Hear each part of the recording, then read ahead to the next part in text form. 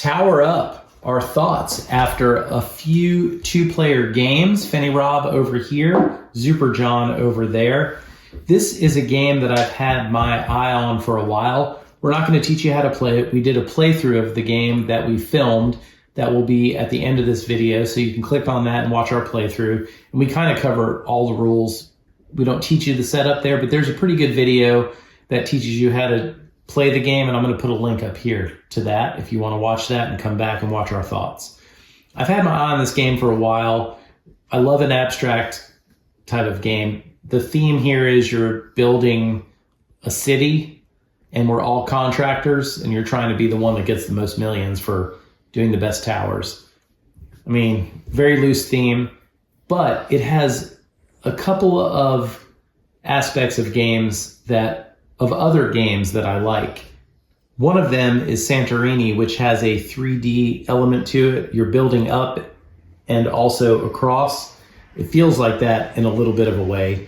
It reminds me a little bit of the game Skyrise in that you have different neighborhoods and you're building out and getting some sort of, not really area control, but you are trying to control the tops of these so that you can end up with the most points at the end here. The only thing different there is the theme in Skyrise with the steampunk is very well done, and you also have an auction mechanic, which you don't have here. So to me, in a nutshell, this game reminds me of Skyrise with much less rules, and it's a quicker, abstract version of a game without the auction mechanism, if that all makes sense. If you've played both games, I think you'd understand what I'm talking about. And I do like that compared to the amount of rules in this game, the decisions are exponentially more than simply either taking a card and getting those pieces or placing a building out on the board and potentially scoring. Your thoughts? Yeah, so the mechanics are simple to understand. That's one of the good things. A few little rules you got to remember, like when you play adjacent, can't be the same color. You must play adjacent, things like that. But the mechanics while the mechanics of the game are simple, the math and the thinkiness become complex pretty quickly. I'm going to point out the rule book is 5 pages. Yeah, it's not hard to learn. That's one of the great things about this game is it's not hard to learn, but it's kind of like checkers. Now, hey, the rules are kind of simple, but there's a lot of complex theory behind it if you want to be really good at it. Same thing with this game. I'm watching your pieces. I'm watching my pieces. What are you going to play? What cards could you draw? If you draw these cards, what's your 2 or 3 moves ahead? But I think part of the brilliance of it is you can't think more than 2 or 3 moves ahead because the game's going to have changed by then. You're going to run out of pieces. Yeah. It's a timing element back and forth. Oh, he has no pieces. I can take more pieces because then I can build. He still has to take more pieces, or maybe can build a lesser tower. It's about efficiency of resources and turns. Yeah, if you play this game and you think, I'm just going to play my game and not worry about my opponent, you've lost. You have to worry about your opponent.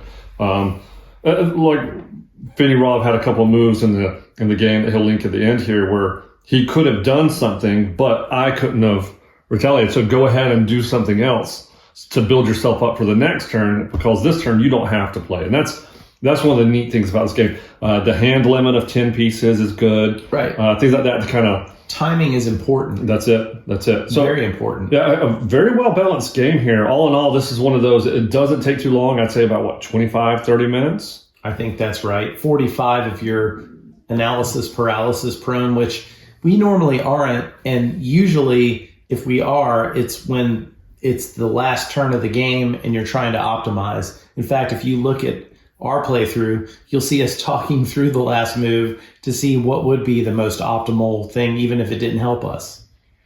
Yeah, so all in all, good game. Multiple players would be a very different game for sure. Well, it's got a whole other board on the other side that's twice as many places. So I do think it would scale perfectly at 3 and 4 players. Yeah, with 2 players, I'm able to strategize on what you're going to do and what I'm going to do. With 4 players, the board's going to be completely different. So I'm playing my best right now for a hope that I might be able to do something later. 2 players, you can set up your machine to do some things. At 4 players, very different game. And I think in 4 players, you could hide a little bit. Yeah. And not let your strategy be known to the other players a little bit, but also you're at the mercy of it's my turn, and then I have to wait 3 more turns to see the board state. Now I think that's that's good value for this game is 4 players is a very different game than 2 players. And whatever strategy you're feeling that day, that's how many people you invite over to play. But as a 2-player game, I thought it was very good. Yeah, and this is one of those that's along the lines of Kinesia, the mechanics bear out. There's always something different you can do to trump someone else's strategy. Right. If you're fortunate enough to have the time to do it. Yeah. This is a kind of game like Yinch. That's one of our favorites to play as a 2-player game, where you would just say, hey, we've got an hour. We want to have a beer. Let's play a game. I think we'll throw this one down, but we could also play this one with the wives. Yep. I think they would like this. If you watch the channel, you'll see that both of our spouses do not enjoy the overcomplicated mean game. This is neither overcomplicated nor is it super mean. Yeah, you can block. That's the only thing you can do. That's the element is they wouldn't get too mad at most of the plays I would make. That's a gauge for if my wife would play or not. That's if I right. want to play with my wife or not. That's true. And the only luck really in this game is the random placement at the beginning of the initial 3 pieces that go out on the board and the cards that come out. So I think there's enough unknown to make the game more competitive. If you make a bad move, there's a chance a lucky draw will come out that'll let you get back in it. Like, oh, I get to move my vehicle 2 spaces.